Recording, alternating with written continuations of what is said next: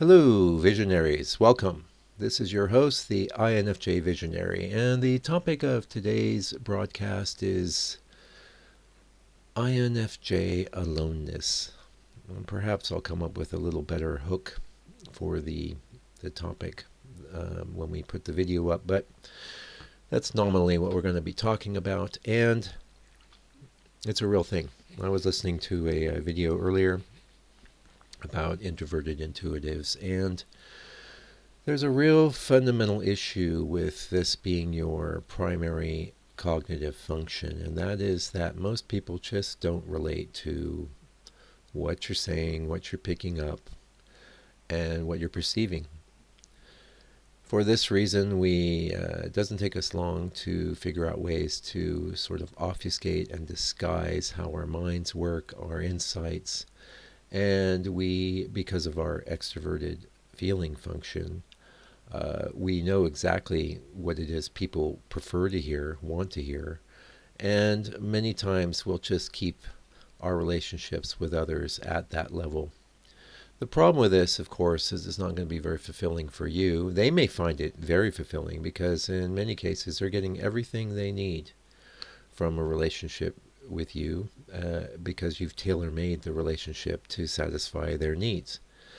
That doesn't mean you're getting everything you need, though, and I think a lot of INFJs end up just reducing their number of friends over time to the point where it may be near zero. And this is sad, yes it is, but frankly, if you're expending a lot of energy to maintain a friendship that isn't really rewarding you in the sense that the people you're friends with don't really care about your insights, your perspective, or your way of dealing with reality, that's very alone experience already, isn't it? So what's the difference between that and actually just not having very many friends? Now, in my life, I've had lots of friends. Many have come and quite a few have gone as well. It's interesting. I've had friendships that I retained for 30 years or longer.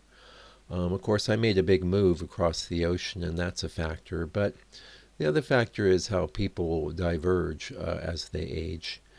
And there's quite a lot about our structure and personalities that when people really get to know us, they find it irritating. A bit like probably a bit of sand is for an oyster. Yes, after a while, that oyster is going to form a pearl. But the oyster probably isn't loving that bit of sand. As valuable as the sand ends up being, in that it results from a beautiful pearl. This is, I guess it's a problem. Ultimately, I think the best solution, and I've talked about this in many of our broadcasts now, I think the solution is to exercise your extroverted feeling function in a way that's more global, as I am doing here. I'm trying for every other day. So if I don't hit every other day, just bear with me. There'll be another one. But I'm talking to the entire world and mostly to my fellow INFJs because I'm not an expert on Jungian archetypes or the Myers-Briggs structure. I honestly don't care that much about the other Myers-Briggs types or how they're wired. I'm not particularly adept at guessing what sort of type someone would be. The exception to this, of course, is if you are looking for a friend, I recommend getting yourself an NF of some type. They will have at least an appreciation for the way you speak and think. And that's really key. You don't want to try and be making friends with people that are expecting you to adapt yourself to them. You're much better off finding friends that appreciate you for who and what you are. Now, this is not an easy task, and each one of us is going to have to deal with this in their own way.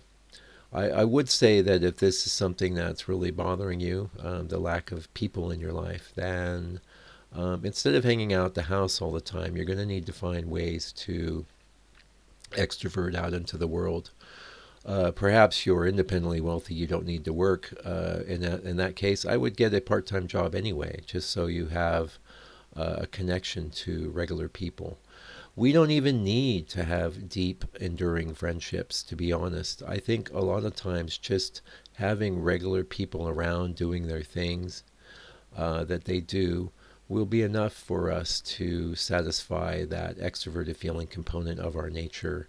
And then we can just let the introverted intuition do its thing in the background. The topic of our last broadcast was how we were commenting on a video by Syphoria about how if you don't use your introverted intuition to create things that exist in the external world, that you are going to be ultimately frustrated and perhaps even driven mad. So we won't go over that ground again, but there's another function, which is just having something going on around you. Like I said, you don't need to have these deep connections, but the odds are, if you do get out in the world in some way, the odds greatly increase that somebody that's going to vibe with who and what you are, somebody that's craving that INFJ in their life, that they'll manifest, you know. And undoubtedly, I will say, even with the NFs, there's still a propensity for loneliness. And what I would say there as an older INFJ is don't worry about being alone. Just suck it up and deal with it. Don't cry. It's just the way things are. Now, this video I was listening to was very interesting because this guy has read the Carl Jung work, so I wish I remembered what the video was. I would put a link to it below, but we're just going to scrape his insights and use it for our broadcast here today.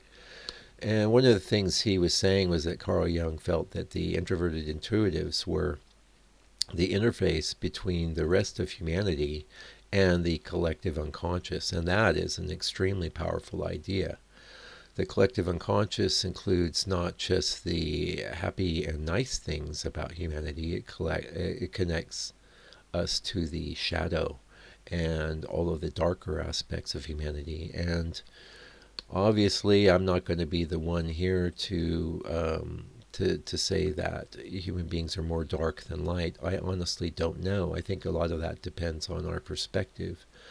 It does seem to be split pretty evenly down the middle, though, and this is why you, as a member of humanity, should be making a conscious decision to be more light than dark.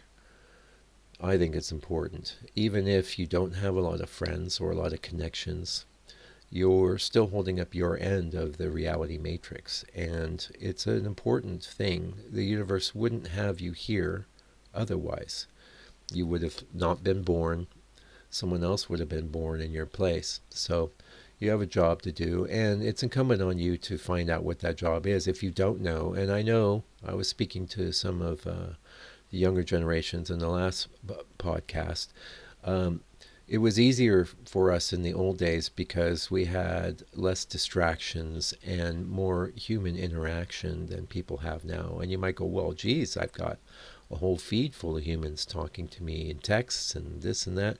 But it's all been like separated by a layer of digital interface.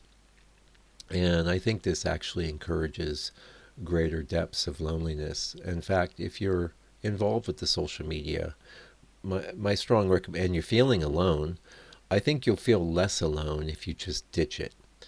Perhaps there's just a few friends in your environment that you can hang out with. If not, like I said, get involved in some external part of reality. And don't look for friends. Don't even look for connection. Just enjoy the give and take of normal everyday interactions. Now, I've heard more than one INFJ talk about how much they hate small talk, and that was definitely me when I was younger as well. Lose that idea. It's a dumb idea. Who cares? We don't care if you don't like small talk. Everyone else needs it.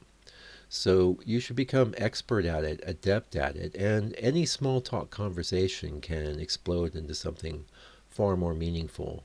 So give it a try, get out there in the world, don't be so lonely, and just deal with the fact that no one really understands you, and most of us aren't going to be able to, except me, the INFJ visionary. signing off.